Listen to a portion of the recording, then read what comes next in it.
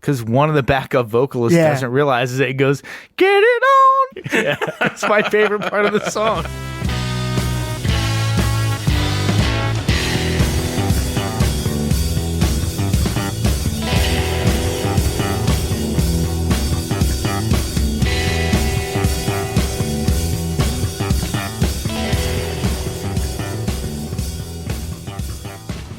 Hello and welcome to another episode of 1001 Album Complaints, the show where lifelong friends and musicians get together to dissect and complain about a random album from Robert Dimery's list of 1001 albums you must hear before you die.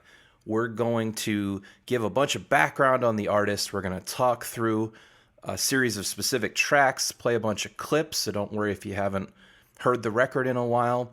And at the end of all that, we are going to vote on whether or not you really need to hear this record before you die. This week, we've been listening to T-Rex's Electric Warrior. Very excited to get into that, to hear from everybody that's here in the studio to talk about T-Rex today, and to play some clips for you to get into the tweet-length reviews. Thank you so much for listening. I'm Rob. I've been complaining since I was 12. And now I'd love to play you a clip of the biggest hit on this T-Rex record. It is called Bang a Gong, parentheses, Get It On.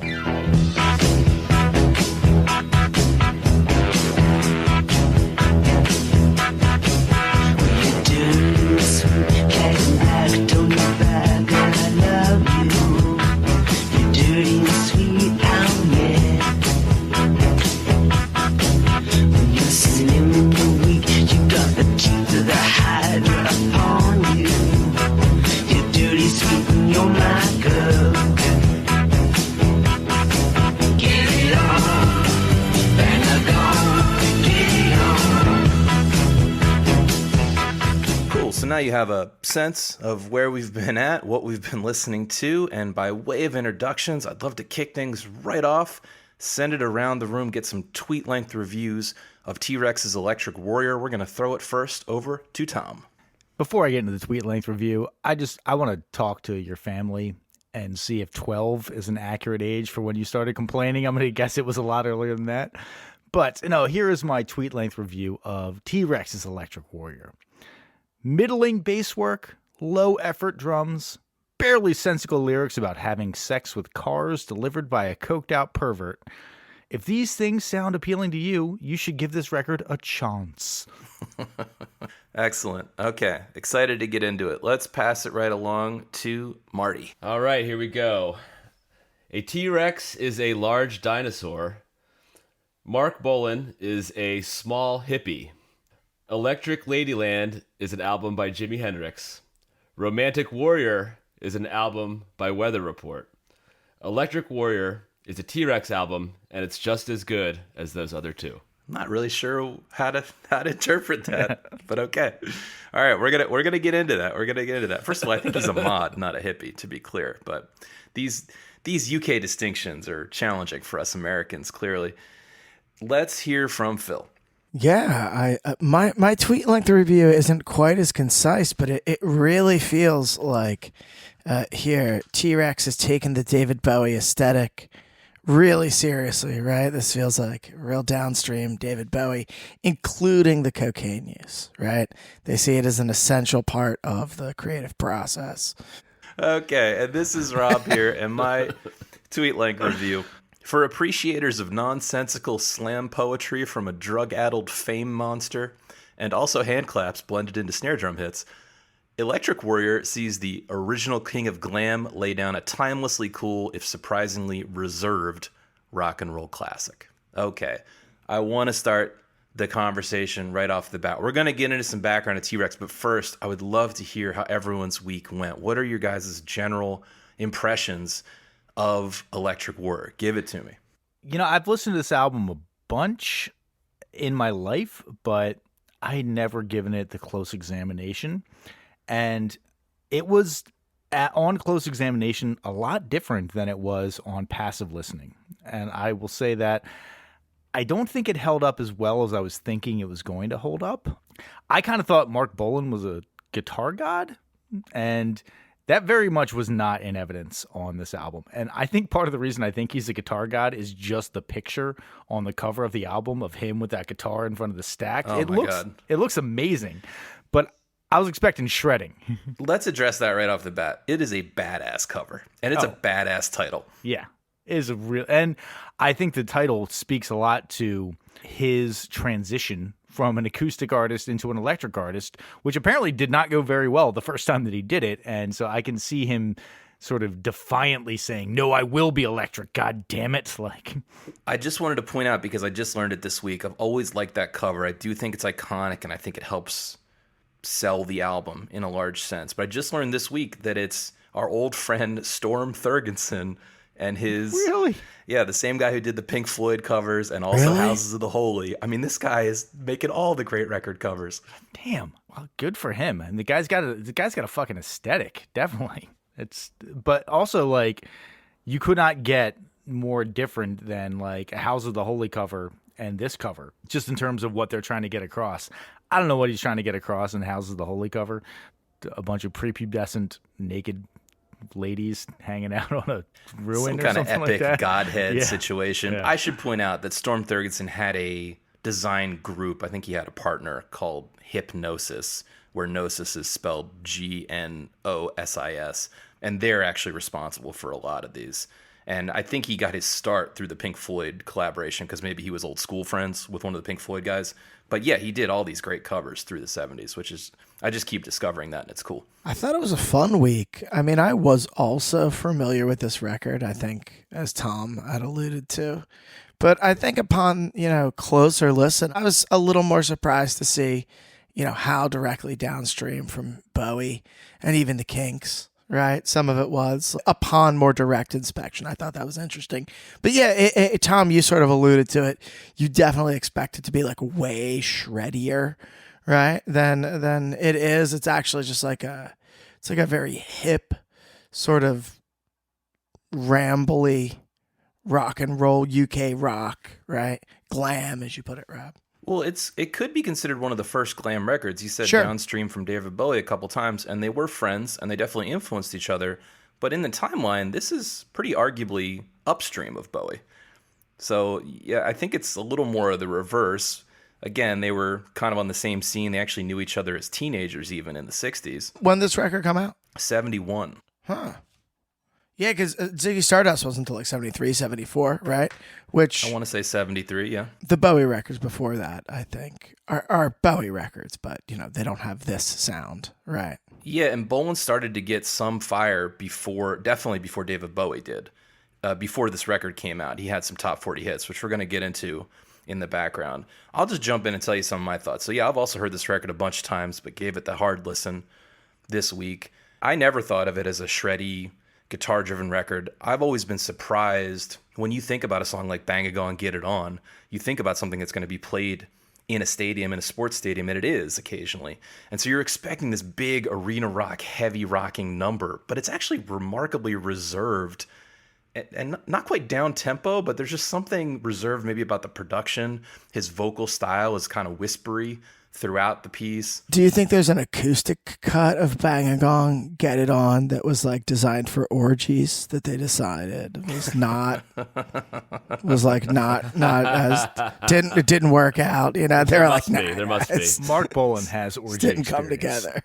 Definitely has orgy experience, no question about it. I wrote that it was almost an anti-rock record because it is so understated at times.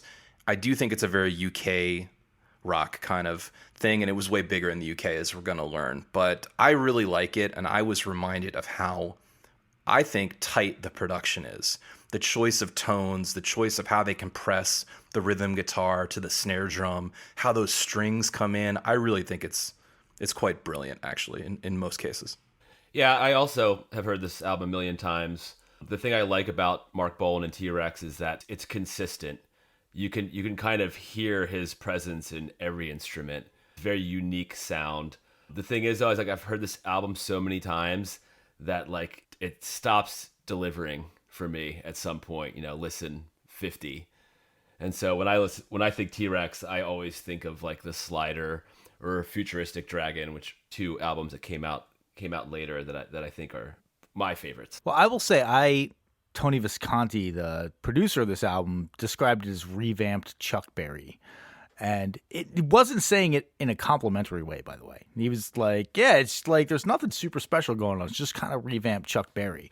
And I got that sense, definitely, but I also was with that in my head being like, well, Chuck Berry's a much better guitar player. Chuck Berry's doing a lot more on guitar. And Rob, the restraint, intentional or otherwise, is definitely evident on this album. It is not as much of a guitar forward album as I was expecting it to be. Again, and I had heard it a bunch, but I think I'd done a lot of passive listening to it and not really dove into these songs and been like, oh, let me really think about what's going on here. I think you're saying the same thing as me, is that when you envision Bang a Gong in particular, you think of this big guitar-driven song, but it's really not. But I'm surprised to hear you say the guitar work is not good. I think the guitar work is very tasty. And yes, it's not shreddy at all. I agree. He's not an amazing guitar player, but it's tasteful and it's pocket. And I think the tones, especially on the rhythm guitar, are just really, really tasty and sweet to my ear. Rhythmically complicated. It moves in a way that I think he's a great guitar player. He's a great rhythm guitar player. Absolutely. Chuck Berry is a great rhythm guitar player and a great like rhythmic lead guitar player. And again, I'm not trying to denigrate Marc Bolan here. I had this impression that it was going to be much more guitar forward than it was. I don't know why in my head I just thought that. Again, might just be the album cover. But listening back to it on closer examination, I was like, oh, he's really not doing a whole lot. That doesn't mean it's bad. It just means that it's like tasteful is a good way to put it. It's just not guitar god work. And for some reason I had him as a guitar god in my head. Interesting. Well, let's talk a little bit about where he comes from and his background, and feel free to continue interspersing your thoughts. So he comes from London. He's a very working class guy. His dad was a truck driver, or a lorry driver, as they would say over there, and his mother worked at a fruit stall, which just sounds like something from 100 years ago. He was named after an uncle. I should mention he's Jewish. He was named after an uncle who was killed in the army by his own sergeant, who beat him to death because he was Jewish. Oh, whoa. Lord. Yeah, so he's got that chip on his shoulder throughout his entire life, which is strange. Don't do that to your kids, by the way. I'll make sure not to beat somebody's uncle to death based upon their ethnicity. I meant don't religion. name your kids after someone who died a horrible death like that. They're going to have that around it's an albatross around people's neck, I think. Well, sure, because he's not Marc Bolan, right?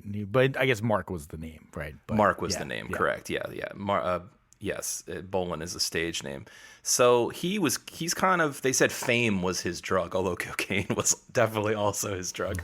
But he was convinced from a pretty young age that he was bound for the stage, bound for stardom. You know, he dressed really flamboyantly in the mid 60s and in London, even, when he was a teenager. And he got himself a manager and tried to release some solo singles early on. They didn't really go anywhere. Then at a point, he joined a kind of a going band called John's Children, which was an early psych band, as the lead guitarist. Sounds very culty. Totally. So their claim to fame, they had like a hit record in Britain at the time.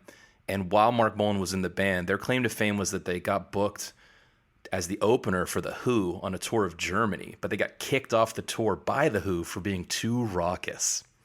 This is the same, with Keith Moon was in this band, and he was like, nah, too much. Yeah. They would smash their instruments pretty much every time, but apparently they were basically upstaging them by A, smashing their instruments, B, Marc Bolan coming out and whipping his guitar with a chain, which I believe he continued some version of into the 70s. And then the lead singer would like rip up feather pillows and get to the point where Roger Daltrey and everyone in the audience was like sneezing because there's feathers everywhere. I do like the fact that they got kicked off because they did The Who's bit before The Who came on, which is kind of like covering their favorite song or their best song or something like that before they come on. It's kind of a dick move, if I'm being honest. Kind of reminds me of that Flaming Lips documentary where Butthole Surfers guy says that Flaming Lips stole all their bits. But I guess in reality, it's more just like going on after all the bits. Doesn't really matter who's doing it, right? It's just hard to follow that. Maybe so. So Marc Bolan does a stint in that band, but he decides for a while anyway he's done with electric guitar. He's only in that band for maybe 6 or 8 months. and he starts what's originally a folk duo, a two-piece called Tyrannosaurus Rex. And these early shows are him playing an acoustic guitar just sitting on the stage and the other guy playing bongos. Sounds great. And every once in a while, they would add some electric instrumentation, like a bass player and things like that. Interesting little tidbit about Tyrannosaurus Rex. They actually did have some top 40 hits, and the band eventually morphed into T-Rex, right? That became much bigger. But they had some hits in the late 60s, and they were actually the first band to headline Glastonbury Festival, the first Glastonbury Festival, rather, that was held in 1970. You know, it's funny. I saw an interview with a biographer of Marc Bolan who was talking about the early Tyrannosaurus Rex stuff. And this is a guy who likes Marc Bolan enough to do a biography of them. And he said, I got to be honest, a lot of the stuff, the early stuff, is just unlistenable. Totally unlistenable. It's like, it goes to show you the transformation from, early Tyrannosaurus Rex to the T-Rex that we get later. It's pretty stark. Listen to that and tell me he's not a hippie. I dare you. I think he made some transitions. He was trying to find his sound. But the point is, he was getting some traction. And so actually what I read was, I think it was in those early days, pre-Tyrannosaurus Rex days, he originally met Bowie when they were both teenagers trying to break in as songwriters. And they had the same manager. And the way they first met was the manager, who would normally try to get them gigs on the weekend, didn't have any gigs for them. So instead hired them to come paint his office. And that's how they met. Apparently, the first thing Marc Bolan said to David Bowie was he insulted his shoes. He's like, your shoes are very uncool, man. We need to go shopping. So he took him thrift shopping. He seems like a character. It's a power move. He's a character, definitely. This is before Bowie was Bowie, though. So I do think there's a case to be made that a guy like Marc Bolan was that fashion plate guy who really strongly influenced Bowie and brought him into that hip London flamboyant dressing kind of thing. I heard another anecdote about Bowie that I feel I need to relate, which is when Tyrannosaurus Rex first started getting a little heat and getting decent gigs, he agreed to have Bowie open for him. This is when Bowie's just still like an acoustic guitar songwriter, before Bowie was Bowie. And apparently Bowie his set was a mime about China's invasion of Tibet, and he got booed off the stage. Yeah, I'd fucking boo that. Yeah, I mean, it doesn't sound like doesn't warm me up for the T-Rex show coming, you know. Doesn't make me want to bang a gong and get it on. Definitely not. So anyway, they were kind of moving along, but at some point he decides he wants more fame. He wants bigger sound. He wants to move back into the electric space. He's not getting the accolades that he really wants. And so he remakes the band as T-Rex, an electric band, and they very quickly score a hit record. And one of the things they talk about is the first time they went on Top of the Pops. Somebody in his entourage, maybe it was his manager, just throws some glitter under his eyes. This is like in 1969 maybe. And that is considered the first glam outing on TV. Like, people watched that on TV and they were like, what is going on? There's a man with glitter on that he's breaking all the social norms. Society's crumbling.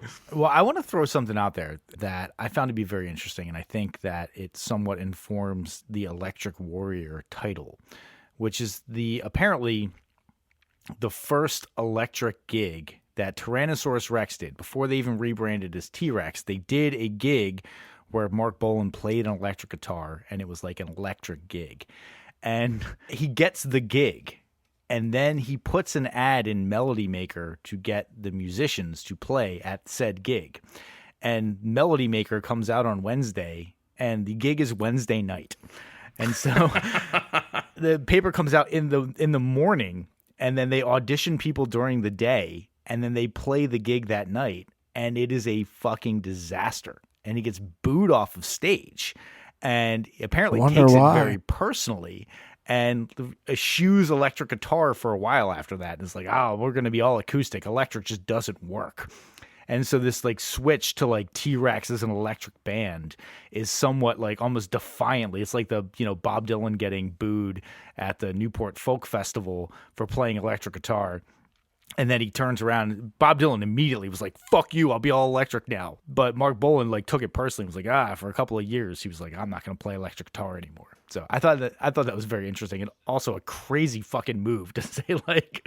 He seems a little unhinged for sure, but also like a sensitive soul, and I think that's the picture you're painting as well. Like a lot of things kind of got to him, and they talk about how even Electric Warrior was his attempt to break into the U.S. because he was having a lot of fame in the UK. Some of the Tyrannosaurus Rex stuff was hits in the UK, but it hadn't reached the US. And then he even releases a T-Rex record, doesn't really make a splash in the US. And so he tried to rethink a little bit of the sound to court American audiences.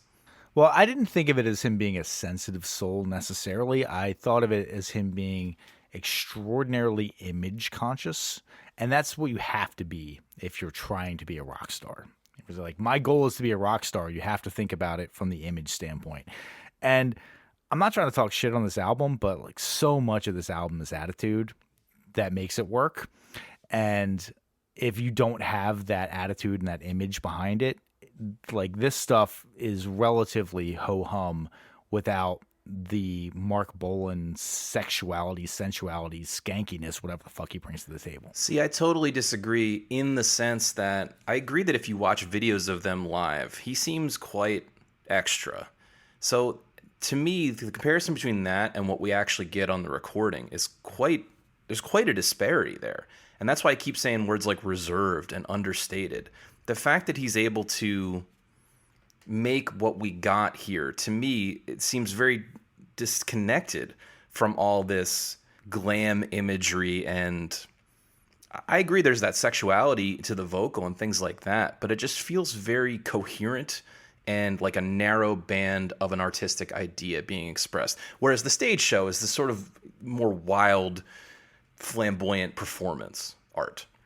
I think I'm specifically thinking about it from the vocal standpoint. I listen to a lot of isolated vocal tracks of the T-Rex songs, like YouTube videos you can pull up where it's just Marc Bolan's vocal track on X song or whatever.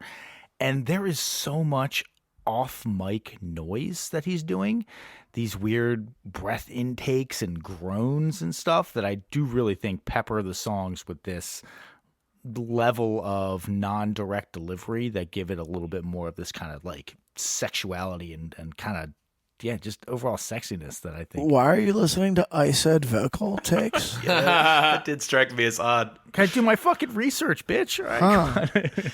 Okay, I think that should lead us to our favorite segment on the podcast, By the Numbers. We're kind of up to Electric Warrior in the story. Let's talk T-Rex's Electric Warrior by the numbers. This was released on the 24th September 1971, produced by, as we mentioned, Tony Visconti. The first number I want to throw out there, it's already been alluded to, it's 5 feet 5 inches.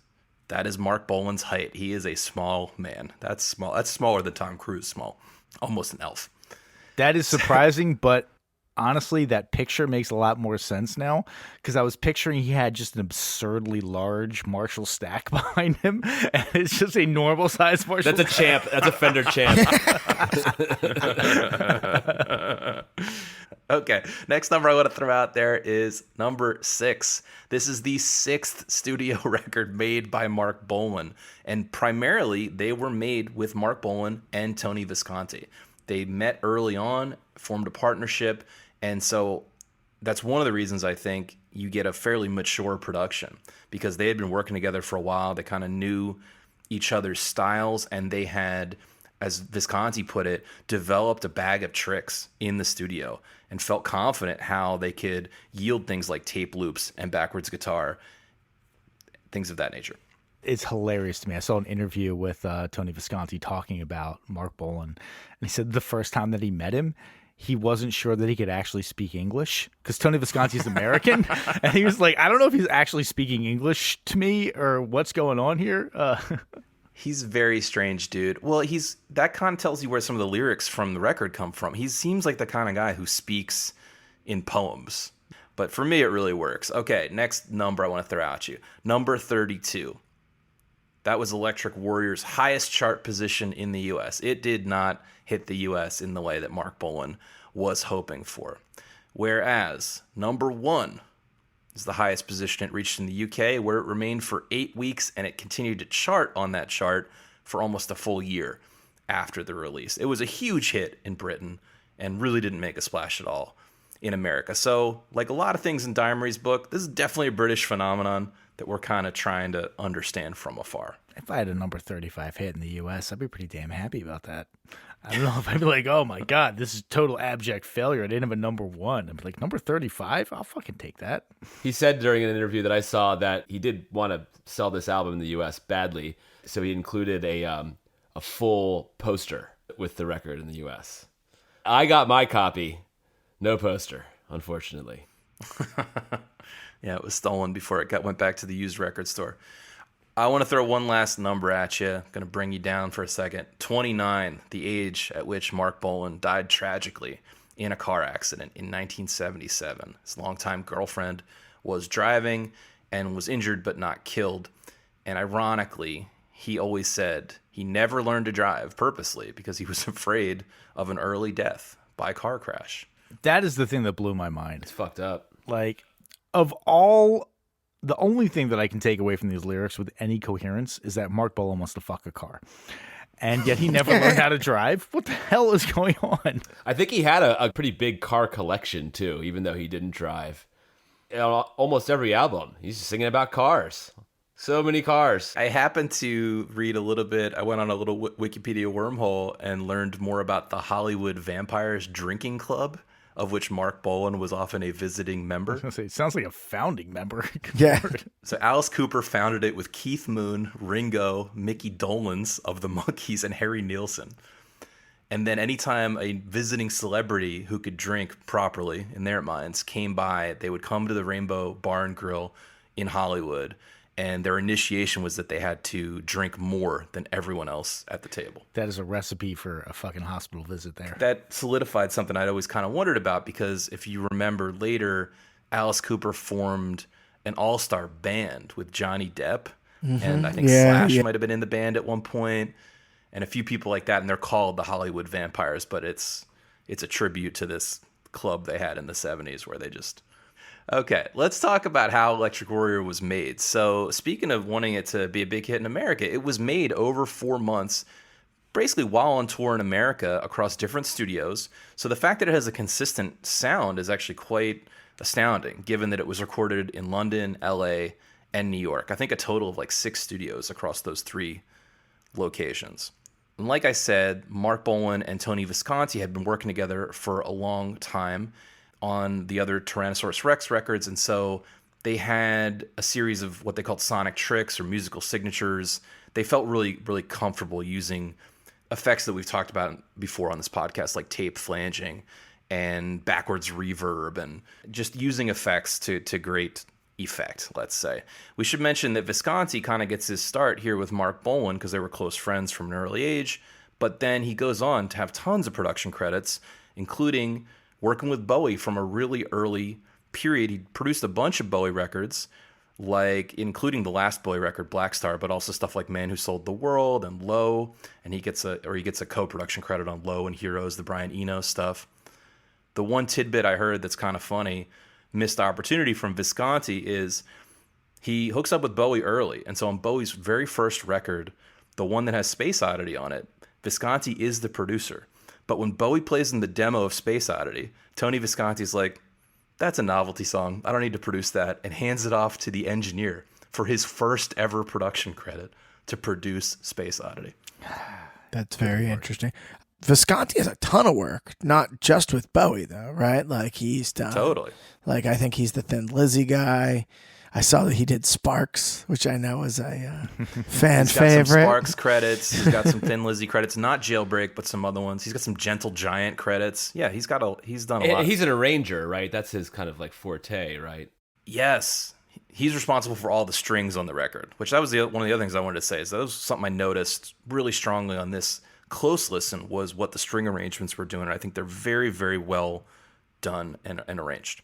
Something I thought about the strings that is interesting is that they're largely not Mellotron, right? They're real strings, and it's just something like you sort of notice overall. I don't know what the budget was for this record or wasn't, but it sort of has like a lo-fi, simplistic rock and roll vibe. So the strings do stand out because they are, as you're pointing out, like really mature arrangements. On the back of the record, it says saxophones and flugelhorn as the credited musicians section. Yeah, there's no credit for the strings, and it could possibly be that I saw a tidbit that the background vocals on this album were done by Flo and Eddie, which is the working group name of two guys that were the founding members of the Turtles, and then they became a background.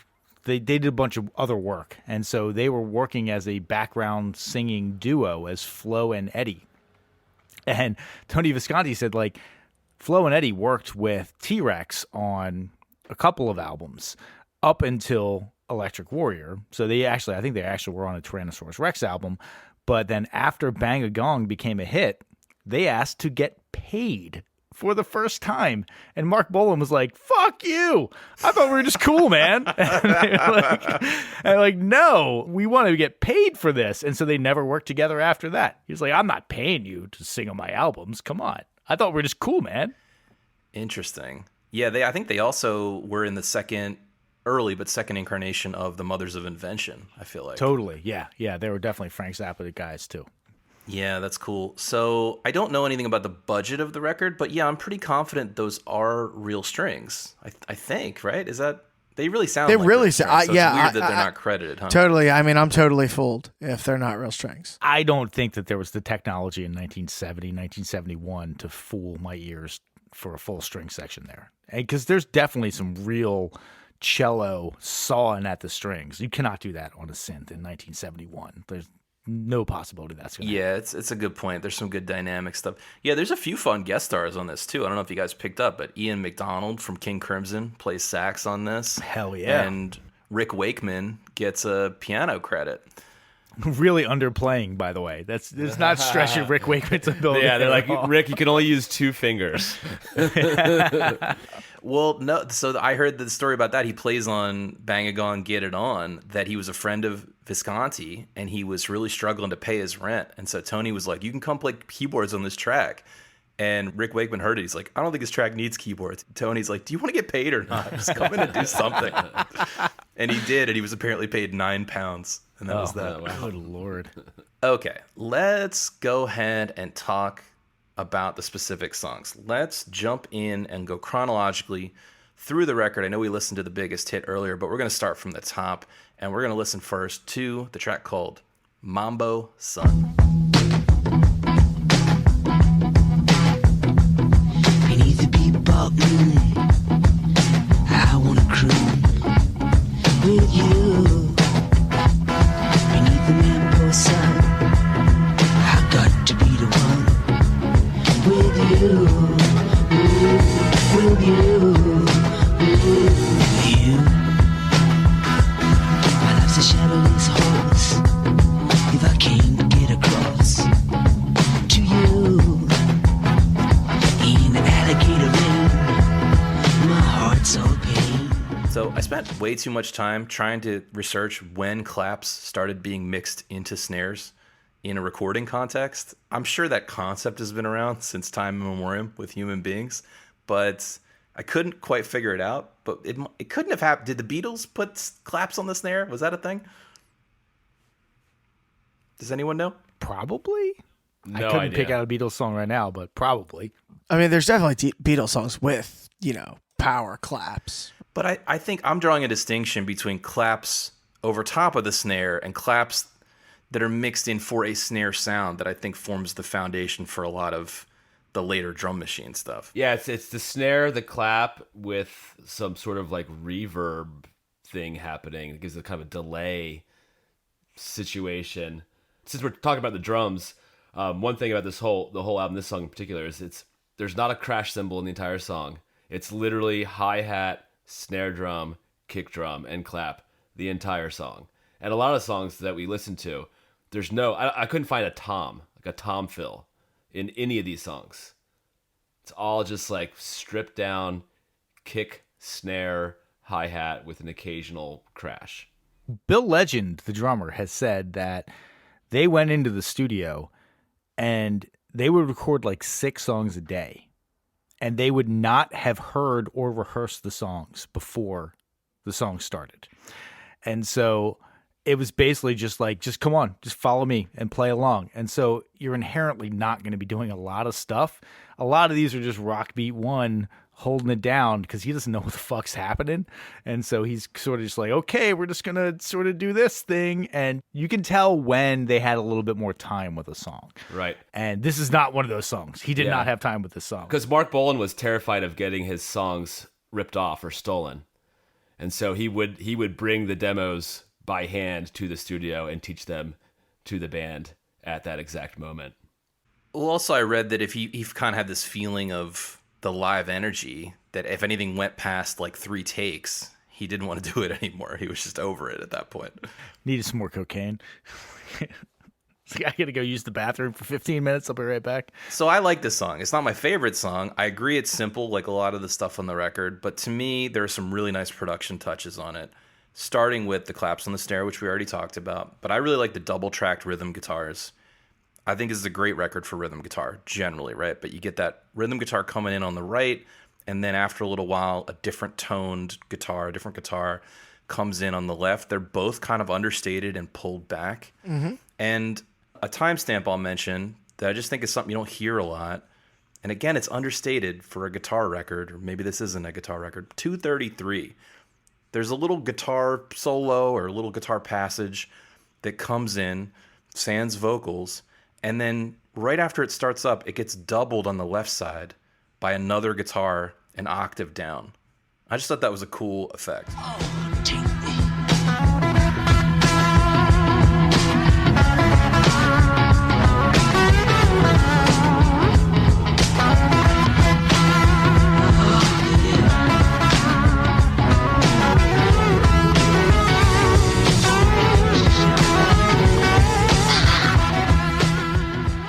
It is a cool effect. And I actually like the guitar work on this album, but I do think that you can get a sense of how unrehearsed and unpracticed it is by the way that it is executed in these songs. And I'm not saying it's a bad thing, but that guitar that's panned right, that does kind of like some of these guitar hits and stabs and stuff like that, it's super inconsistent in when it comes in what, like the timing of it.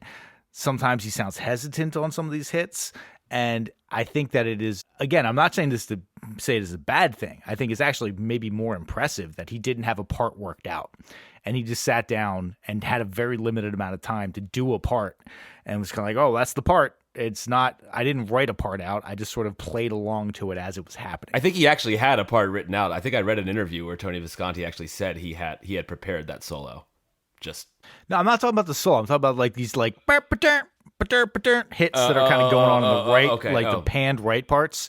They're like rhythm guitar hits, and they're, again, very inconsistently applied. Right, which makes the whole thing feel like a take. So that kind of supports what he was doing to the other musicians, which is to say it's just about getting an improvisational feel on a relatively simple, structured song. And in that sense, I think it's a very purposeful aesthetic to not aim for that kind of perfection, right? Because we all know pouring over something can go awry pretty quickly. But also maybe it harkens back to what, if he's trying to go back to the roots of American rock and roll, the Chuck Berry stuff. I don't really think this sounds like Elvis or Chuck Berry or whoever he might have been trying to reference there, but there is a different approach to recording that happened back in the 50s, which was more about the band getting a take. Or not. I don't hate the Chuck Berry reference. I mean, obviously, like, to Tom's point, it lacks guitar solos in that way, right? Like, Chuck Berry songs usually have, like, a pretty cool, finessed sort of signature guitar concept that he's going to work on that solo. And these songs largely just aren't about that. They don't have guitar solos, largely. But it is like there's a shuffle to it, right? It's a little slowed down. Well, that's the other thing. We've been talking about cocaine a lot because it was the 70s and because we all watched the video from Bert Sugarman's Midnight Special. That's the only reason I'm here. Can we just dive into that now? Sure. But I'm a little surprised at that the tempo of these songs is also subdued. This doesn't sound like people hopped up on cocaine. It's a good point. Tell us what you think about that live performance, Phil. Man, it's great. Well, as I recall, I mean, he's basically just... He looks like a vampire. He looks like a cocaine vampire. And he's wearing a cape, I believe. And it's like a 17-minute bang of gong, get it on, right? Good amount of flop sweat going on there, I believe. Definitely. Yeah.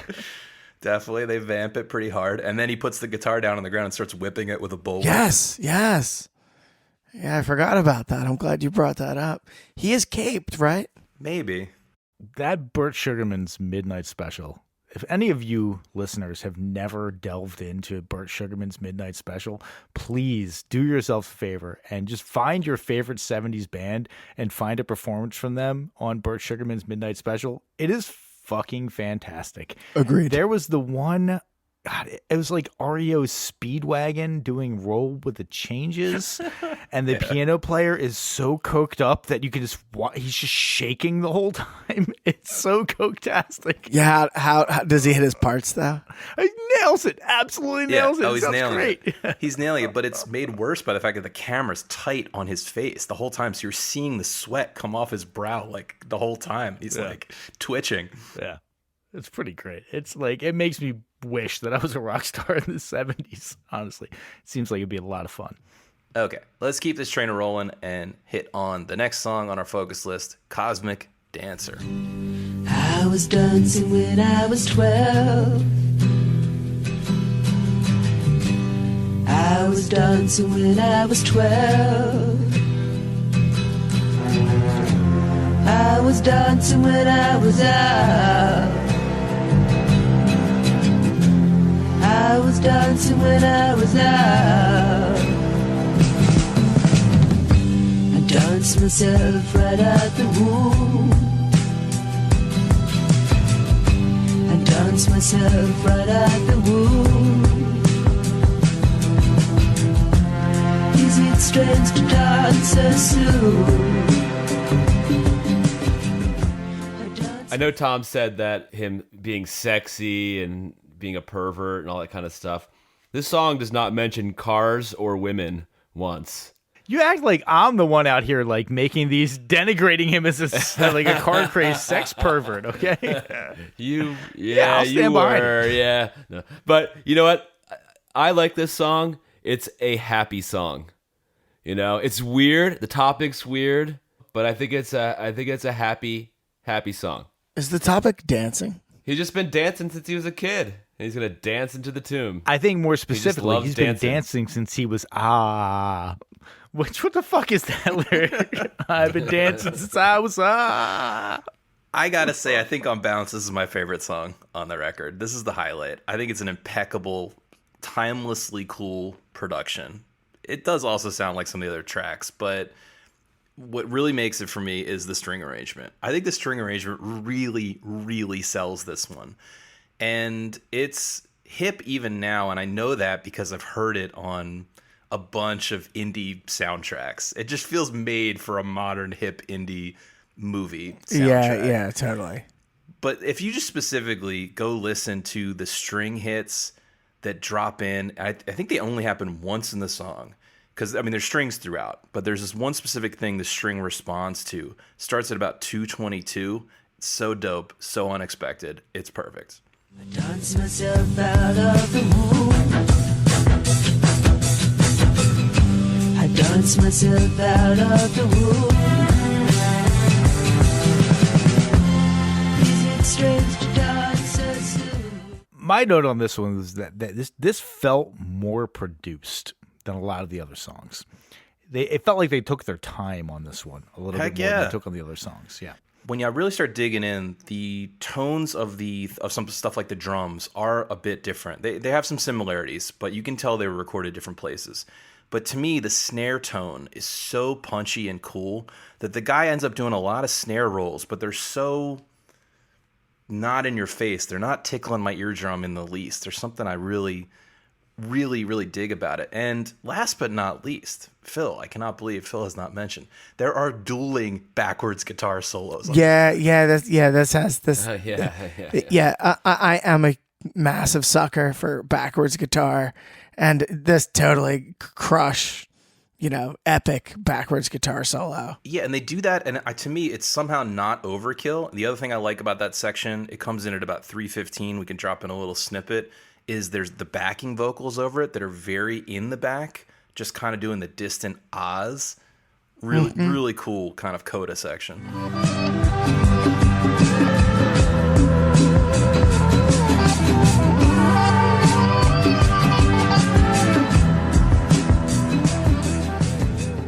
It's very Hendrixy, like in a genuine way.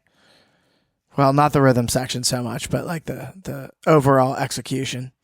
I have to say, and I know it's probably uncharitable to this album, but I hear the backwards guitar and it just sounds like a trope to my modern ears of, oh, this is the time of backwards guitar. And I know, again, it's not charitable to it because it wasn't played out at the time, but it sounds kind of played out to me in my modern listening. That's fair. I had to recontextualize it to say that, like, oh, no, this wasn't something that people were kind of like, oh, that old fucking chestnut of backwards guitars. Okay. I feel like we in this friend group have talked about it more than it actually exists out in the world. I don't know how common it really is. It's just it's so stark when it happens that you're just like, well, you can't ignore it. And so it jumps to the fore of any song that you're listening to. The Beatles, Jimi Hendrix. I think the Chop employed some backwards guitar. REM on What's the Frequency, Kenneth, of course. Yes. This was a song that is very simple. And Rob, I'm not going to say it's my favorite song, but upon closer examination, I liked this song a lot more. I think this was one of the ones that just faded into the background for me when I was listening to it passively for most of my life. And yeah, I think it's pretty good, but I kind of can't get over the dancing. What the fuck is up with that pronunciation? I don't understand. Like, that's not a London thing. Have you never heard a British person talk? I've heard many British people talk. I've never heard a British person say dance. Is that like a vampire? Yeah, He's a dandy. He's very purposefully strange. yeah. Like, he was friends with David Bowie from when they were kids, and David Bowie's song is not called "Let's Dance." It's fucking "Let's Dance." All right? David Bowie has some pretty strange pronunciation occasionally. But that's too. not one of them. Okay, let's move it right along to another song. This one is called Another song. Jeepster.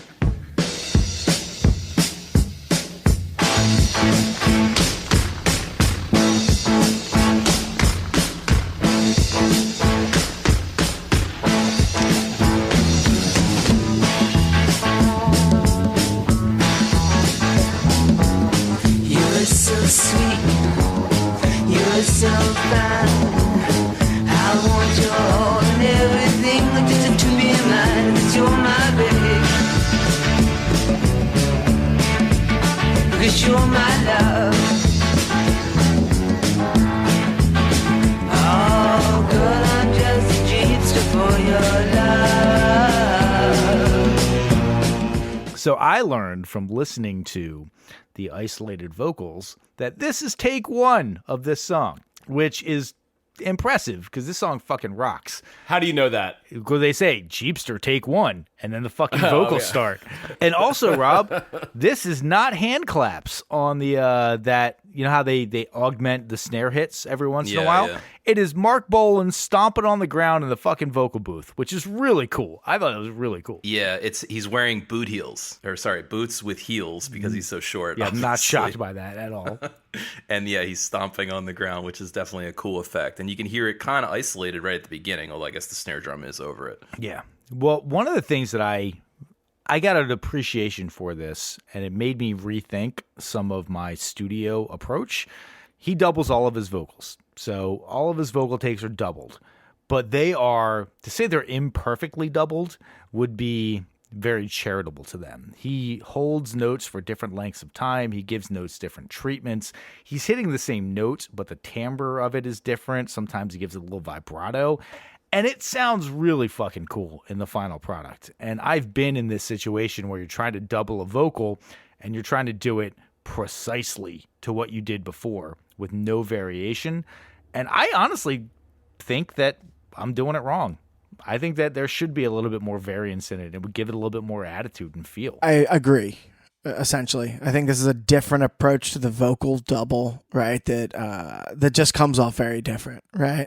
And maybe lends itself to a certain type of wide pan, right? And maybe there's certain accompaniment that is required to sort of make it work in the mix. But yeah, I agree.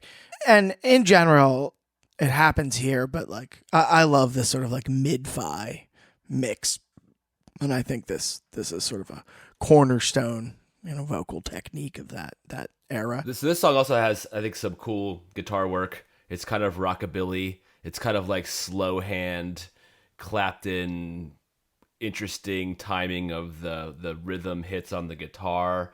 Apparently, he was influenced by a Howlin' Wolf song called "You'll Be Mine," which I listened to, and I kind of saw some parallel. And by the time I got to this song, I was kind of like reading about Marc Bolan and T-Rex while listening to the album. Is that he was really, really into blues in general. He like worshipped Eric Clapton and was just really into blues. And like the more I thought about that while listening to this, I was like, oh yeah, he's playing a lot of blues. I could totally hear Eric Clapton playing this song. Yeah. Yeah. But the song would be called "I Hate Immigrants" if he was by Eric. Right, exactly. So a Jeepster, I guess he's referring to himself, because a Jeep's like a term for young adult male of average or insignificant stature. which I think maybe it's like some kind of self-own. I don't know. Anyway. That's real UK slang? Is that so? Is the record label Jeepster then named after this song, or you think named after that slang? I couldn't quite figure that out. I'm not sure. I was just curious because I know Jeepster's a car. Like in America, it's a Jeep. It's like an old Jeep. They call it Jeepster. But when I Googled it, I was like, oh no, it's like a term for like a young adult male of average or insignificant stature. I feel like we've abstracted a little bit from the main point, is that this song is a fucking jam. This is a really good song. It's really fun. Awesome. Yeah, it's a great song. I like all the songs we've talked about so far, but this is the most up-tempo number probably on the record, so it definitely rocks. It's got that cool descend line that sort of starts with a two-note descend and then jumps up and does the farther descend, like right before the chorus. The first time they do it is like 42 seconds in, but my note on that was like, you could have just done a straight descend and gone from a high note on down, but the fact that they do a sort of lower note and they jump up to a higher note to then descend from there, it makes it way less stock and way less ho-hum. Oh, girl, I'm just a Jeepster for your love.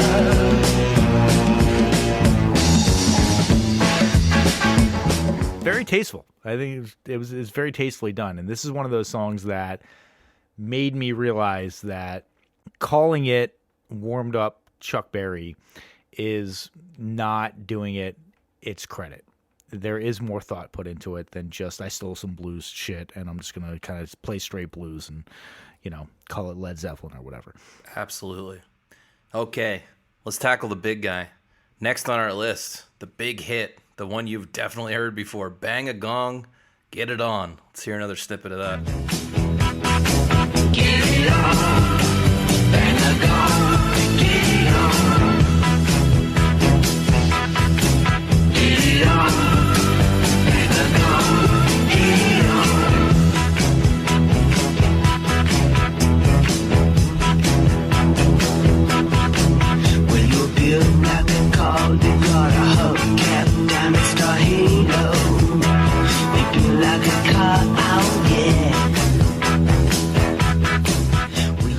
I'll throw out that I had listened to this song a bunch in my life.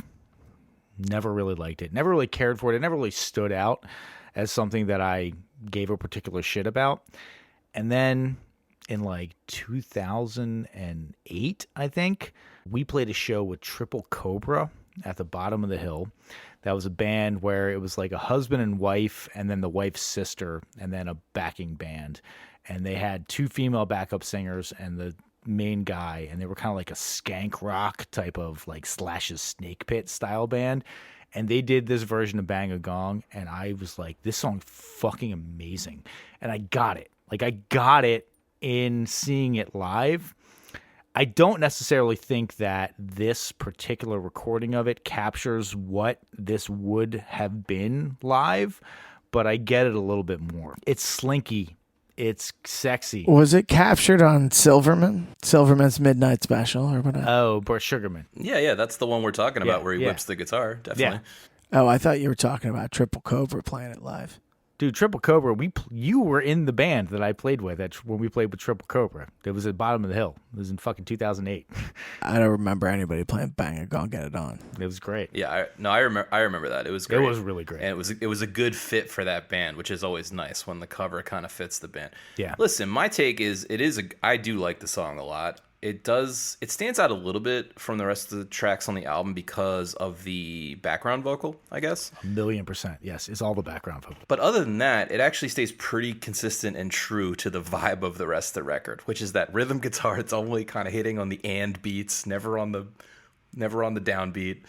And you have all these little touches in there that I noticed this time, like the aforementioned Rick Wakeman. I think he literally just did the glissando, the piano roll that you hear in there. That was the entire take. So he might have used one finger? He didn't even use two? He might have used one finger, exactly. It's got Ian McDonald of King Crimson on two saxophones, I believe, both alto and baritone sax, the guy who played on Court of the Crimson King and he guests on Red and is a sick player.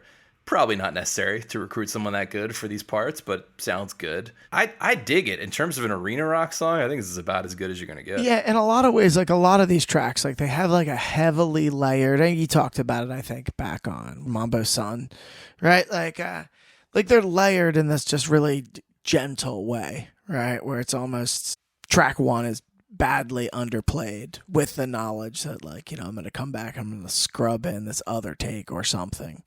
And when you do that a couple times, you do get something pretty interesting, or at least they do here. We've been talking about it, but I just think every tone on this is manicured. Every tone of every instrument has this roundness to it. I don't know if it's because it's been compressed or like nothing is abrasive about what's going on here. And that fits with his vocal style too, right? Because he almost never sort of belts out. He's always doing this throaty whisper thing for most of the record. And that, to me, that just like fits with how the rest of the instruments are dialed in on the amps. Well, there is a thesis around this that this might have been the perfect time for like natural amp overdrive. He's not rocking like crazy distortion pedals. He doesn't have a fucking pedal board in front of him. He's got an amp that he's like overdriving and cranking by like turning it up. And it just, like, even if you go into a studio nowadays, the gold standard is like 70s era fucking amps that you're just like, we're just gonna put this in a room by itself and crank the shit out of it. It's gonna sound fucking great. And this might have been that golden age of just natural amp crunch to give you that perfect sound. Fair enough. Rob, you had talked about the backup vocals in this one, and I do think that they absolutely make this song. I had never noticed that there were oohs and ahs on this, but the oohs that come in over the second verse, they're fucking great. It fills it out in the way that just gives the rest of the music something to lay into. It's like a fucking pillow that you just can kind of lay on top. But I think my favorite part of it is the right at 3:18. They've been doing the bang-a-gong, get it on, get it on. So right at 3:18, they've been doing the bang-a-gong, get it on again and again and again and again. And then it stops, and you can tell it was unrehearsed because one of the backup vocalists doesn't realize it. It goes, get it on. And it's just like the fucking mono. 100%. Yeah, it's my favorite part of the song. And they were like, lean into it. Lean into that shit. We're going to keep that shit in there. It's great.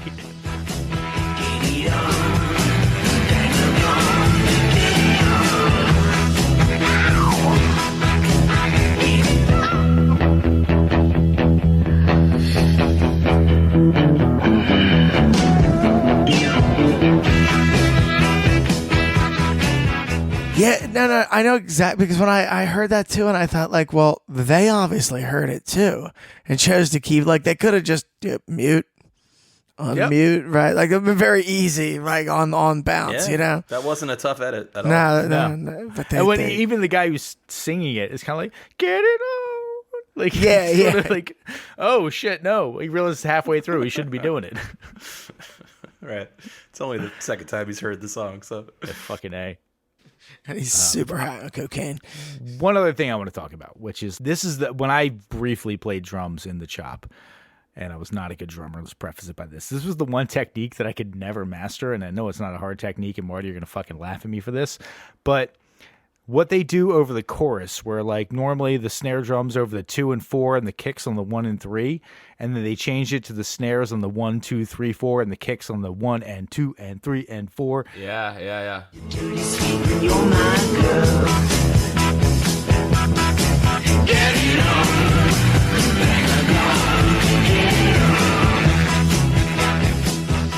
I love that technique because it pulls everything together for just that chorus, and then like when they bust back to the normal kick, snare, everything opens up again. It's a great technique, and I really wish I was a better drum player and I could execute that. Yeah, it's a great way to kind of change the feel of the song mid-song without changing time signatures or anything else. What I like about this song is I think it's the coolest song lyrically. You know, "Cloak full of eagles," I think is a cool line. I think like "Get it on, bang a gong, get it on" is just kind of a cool word salad.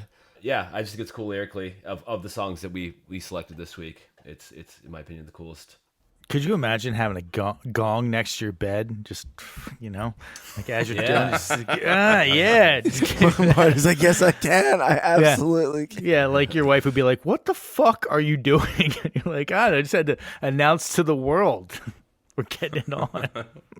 I bought this fucking gong, all right? I'm going to use it for something. So it was a Get It On time, though, because this was originally titled Get It On, but there was another hit song in the UK called Get It On. So he was encouraged to change it to Bang a Gong, parentheses, Get It On. Interesting. This is pre-Let's Get It On, of course, right? Correct, That had to yeah. have come later, yeah. Okay, well, we're almost done. One more thing to talk about here, which is the last track on the album, the aptly titled Rip Off.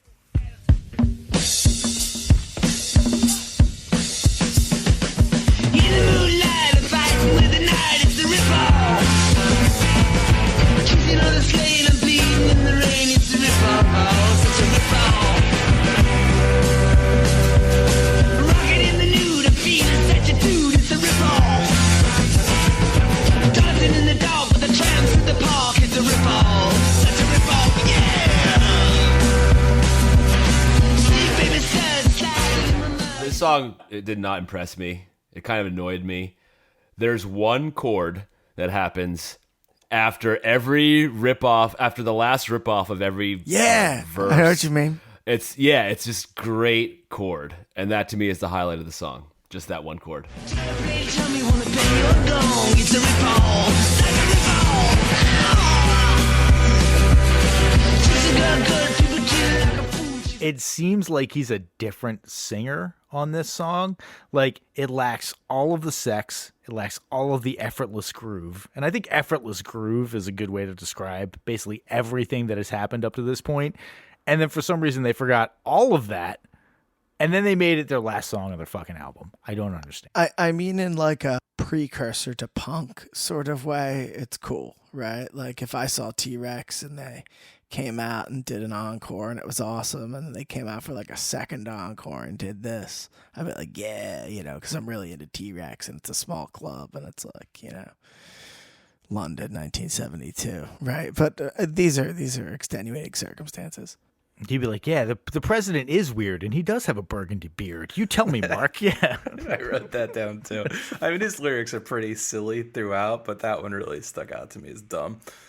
Yeah, they seem to drop. You're right. It sounds like a totally different band almost, and definitely a different session. And the vocals are different. None of the groove.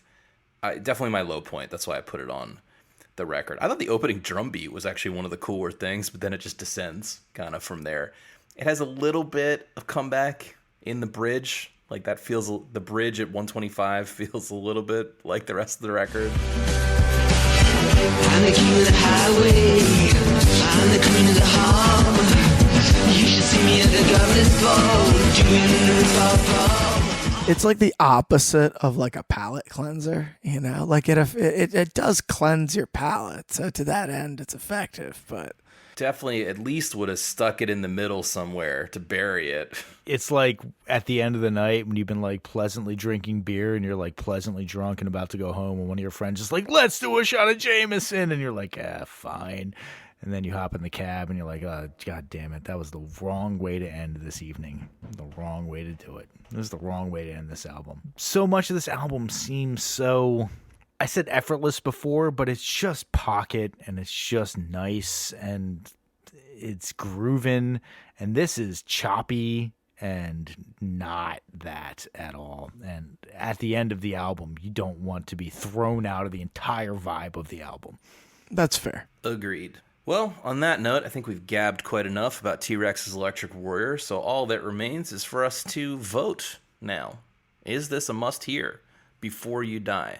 We're going to throw it first to Tom. It's not my favorite album, and again, upon a very in-depth listen, I liked it less than I had in my memory, but it's not a bad album by any stretch of the imagination, and in terms of overall importance, where it led, you definitely need to listen to this album. You can't talk about 70s rock and somebody's like, hey, well, what about T-Rex? You're like, I have no idea what you're talking about. I've never heard T-Rex in my life. You just can't do that. So you should listen to this album. Great. That's one yes vote. Marty. I agree with Tom. This is a yes for me. Any album that defines or starts an entire genre of music should be on the list, in my opinion. Phil, what say you? Yeah, I'm also going to give this a yes. And looking at the record this week, I was a little reluctant. I've noticed I'm consistently a no, and I feel like there may be some more interesting records that I gave no's to. But at the end of the day, I just enjoy listening to this record, and you should too. And I particularly just love this sort of early 70s, mid 70s, sort of mid-fi era. It's sort of one of just my favorite eras of music in general. I just think it sounds great. Yeah, it's an easy yes for me. This is Rob here. T-Rextasy, yes please. It has a timeless quality in my opinion because of the production, because of the... I think Marc Bolan just has a unique voice and perspective, meaning songwriting voice. And yeah, it probably did kick off a ton of things, and it's an important part of the musical canon. But more importantly, it's a good listen, and it works great as both background music and as deep headphone attention music. So absolutely listen to T-Rex's Electric Warrior. Good on you, Mark. I had to point this out, and I realized it had not come up because I got my notes in front of me here. And you had talked about the songwriting, and I had some qualms with the lyrics. I think in general they were not the most inspired, but I wanted to throw out a quote that I got, which is that the lyrics of the music, I think he was very innovative, but then it was also very basic and vague in a sense. But there probably was a lot more meaning in there. And that was a quote from his son, Roland Bolan, which was the fucking funniest thing that I learned. His son is named Roland Bolan. So I have a story about that. That was based on a dare. That was based on a dare from David Bowie, who named his son Zoe Bowie. Good Lord. Zoe Bowie is better than Roland Bolan, by the way. Yes, Zoe Bowie now goes by Duncan Jones, but Roland Bolan still goes by Roland Bolan. And they tried to get Tony Visconti to name his son Monty, but he did not take the bait. Oh my God. Oh, that's funny. Oh, that's fucking great. Oh, good Lord. Okay, I think that all that's left now is to determine what we shall be listening to this week. What is our homework? Tom, I'm going to throw it to you. Well, thank you. I have the Albinator, and, it's still in the corner doing comically large amounts of cocaine, and so I'm going to let it be for just a second. And instead of asking the Albinator what we should listen to next week, because it would probably just be the next T-Rex album, we are actually going to give a nod to America, because this should be coming out on the 3rd of July, and so we are going to do a seminal American band with a seminal American sound and a seminal American album, American Beauty by the Grateful Dead. That is what we will be covering for next week. I hope you all are as excited as I am to dive into that one. It's a jam. Awesome. Yeah, great, Rec. Fun, a lot of fun. And oddly enough, I said it was a jam. No jamming on this album. No For a jamming. band that is Anti-jam renowned for record. jamming, yes. Exactly. Very acoustic. Well, that should be great. Looking forward to that. Hope y'all listen in with us. Put on the Grateful Dead's American Beauty and tune in next week to hear our takedown of it or lift up of it, depending on where things are going to go. But either way, listen in and follow along with us. We appreciate your listenership. We thank you for tuning in, for sticking with us this long. If you have any thoughts about T-Rex, anything we might have missed in the story of Marc Bolan, please write us at 1001albumcomplaints@gmail.com. We love hearing what you have to say, whether it's a complaint or a comment or more information about the artists. We love to learn. Well, I was going to say one thing about the writing in, and I think that people might be a little hesitant to write in. We absolutely adore when people write in, because especially if this is your favorite band, your favorite artist, your favorite album, whatever. We had 1 week to get to know this artist and to listen to this album. There's a bunch of shit that I'm sure we missed. And so if this is something that you have been obsessing over and learning about for your entire life, please let us know the highlights that we missed or things we got wrong, misconceptions that we had. This stuff is exactly why we do this, and we don't want to stop learning just after we do our research for the week. So please, please, please let us know. Totally agree. Totally agree. Well said, Tom. Well, with that, I think we're going to close it out for 1001 Album Complaints. I've been Rob. I've been Tom. I've been Marty. And I've been Phil. Boosh.